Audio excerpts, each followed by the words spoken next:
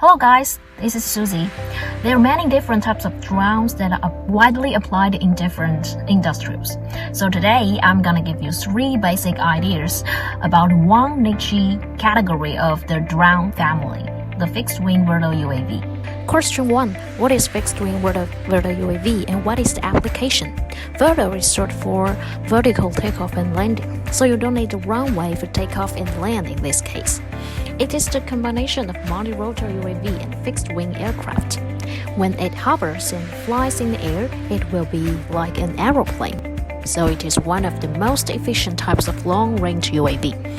And it is a great platform that are widely applied for mapping, security, and surveillance. Well, question number 2.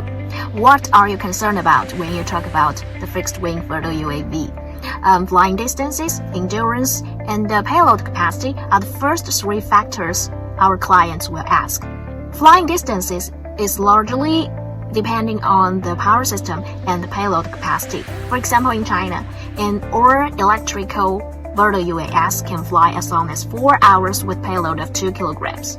And hybrid model, which is combined by battery and gasoline, can fly as long as 8 hours with the payload of 2 kilograms. So if you want to know more details, you can consult with your certain drone manufacturers. Question number 3.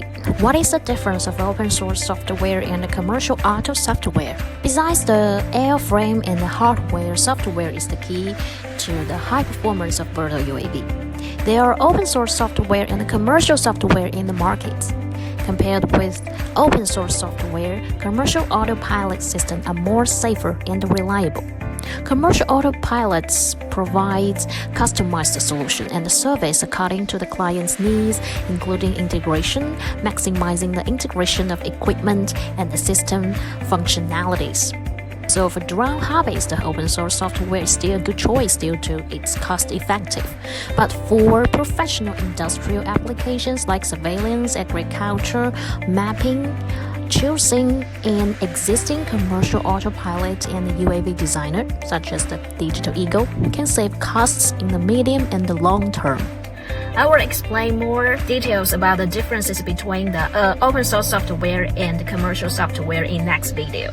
So I hope you can subscribe if you like this video, and thank you for watching and signing off from here.